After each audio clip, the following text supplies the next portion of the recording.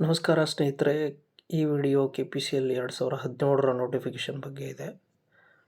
KPCL 2017ರ ನೋಟಿಫಿಕೇಷನ್ನಲ್ಲಿ 622 ಪೋಸ್ಟ್ಗಳನ್ನು ಭರ್ತಿ ಮಾಡಿಕೊಳ್ಳಲು ಅಧಿಸೂಚನೆ ಹೊರಡಿಸಲಾಗಿತ್ತು.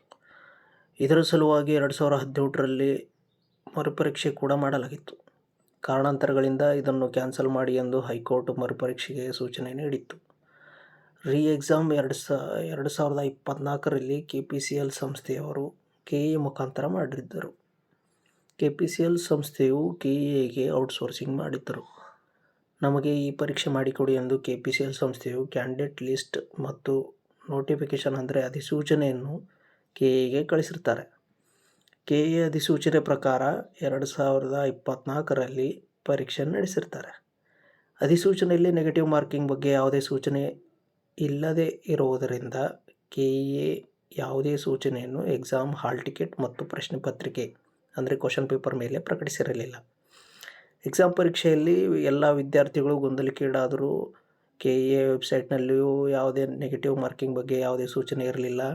ಎಕ್ಸಾಮ್ ಹಾಲ್ನಲ್ಲಿ ಕುಳಿತಿರೋ ವಿದ್ಯಾರ್ಥಿಗಳು ನೆಗೆಟಿವ್ ಮಾರ್ಕಿಂಗ್ ಬಗ್ಗೆ KPCLಗೆ ಮತ್ತು KEಗೆ ಕಾಲ್ ಮಾಡಿ ಕೇಳಿ ಎಂದು ಇನ್ವಿಜಿಲೇಟರ್ಗಳನ್ನು ಕೇಳಿದಾಗ ಒಂದು ಎಕ್ಸಾಮ್ ಸೆಂಟರ್ನಲ್ಲಿ ನೆಗೆಟಿವ್ ಇದೆ ಎಂದು ಹೇಳಿರ್ತಾರೆ, ಇನ್ನೊಂದು ಎಕ್ಸಾಮ್ ಸೆಂಟರ್ನಲ್ಲಿ ನೆಗೆಟಿವ್ ಇಲ್ಲ ಎಂದು ಹೇಳಿದ್ದಾರೆ. ಇಂಥ ಸಿಚುವೇಶನ್ ಎಲ್ಲರೂ ಫೇಸ್ ಮಾಡಿದ್ದಾರೆ. ಎಕ್ಸಾಮ್ ಆದಮೇಲೆ ಈಗ ನೆಗೆಟಿವ್ ಮಾರ್ಕಿಂಗ್ ಇಂಟ್ರೊಡ್ಯೂಸ್ ಮಾಡಿದ್ದಾರೆ. ಋಣಾತ್ಮಕ ಮೌಲ್ಯಮಾಪನ ಮಾಡಿ ಪ್ರೊವಿಷನಲ್ ಸೆಲೆಕ್ಷನ್ ಲಿಸ್ಟ್ ಕೂಡ ಪ್ರಕಟ ಮಾಡಿದ್ದಾರೆ. ಇದು ಯಾವ ನ್ಯಾಯ? ಎಕ್ಸಾಮ್ ಸರಿಯಾಗಿ ಮಾಡಿಲ್ಲ ಅಂತ ಎಲ್ರಿಗೂ ಗೊತ್ತಿದೆ.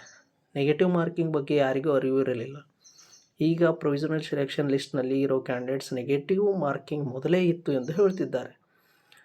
ಯಾವುದೇ ಒಂದು ಮೂರನೇ ವ್ಯಕ್ತಿ ಅಂದರೆ ಯಾವುದೇ ಒಂದು ಸಂಘಟನೆಯ ಮುಖ್ಯಸ್ಥರಿಗೆ ದುಡ್ಡು ಕೊಟ್ಟು ಕರೆದುಕೊಂಡು ಹೋಗಿ ಅವರಿಂದ ಪ್ರತಿಭಟನೆ ಮಾಡಿಸಿ KPCL ಪ್ರೊವಿಷನಲ್ ಸೆಲೆಕ್ಷನ್ ಲಿಸ್ಟನ್ನು ಬಿಡಿಸಿದ್ದಾರೆ.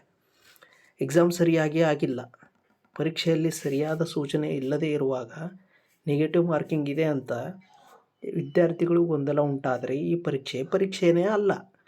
ಇವಾಗ ಈ ನೆಗೆಟಿವ್ ಮಾರ್ಕಿಂಗ್ ವಿರುದ್ಧ ವಿದ್ಯಾರ್ಥಿಗಳು ಕೋರ್ಟಿಗೆ ಹೋಗಿದ್ದಾರೆ.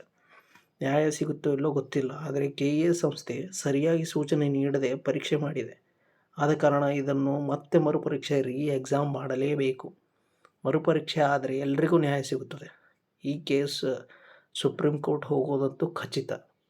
ಸರ್ವೋಚ್ಚ ನ್ಯಾಯಾಲಯದ ಆದರೂ ನ್ಯಾಯ ಸಿಗುತ್ತೋ ಇಲ್ಲೋ ಕಾದು ನೋಡಬೇಕು. ಮರುಪರೀಕ್ಷೆ ಮಾಡಿ ಎಲ್ರಿಗೂ ನ್ಯಾಯ ಸಿಗುವಂತೆ ಮಾಡಿ ಎಂದು KPCL ಸಂಸ್ಥೆಗೆ ಮತ್ತು ಸರ್ಕಾರಕ್ಕೆ ಈ ವಿಡಿಯೋ ಮೂಲಕ ಮನವಿ ಮಾಡಿಕೊಳ್ತಿದ್ದೇನೆ. ಧನ್ಯವಾದಗಳು.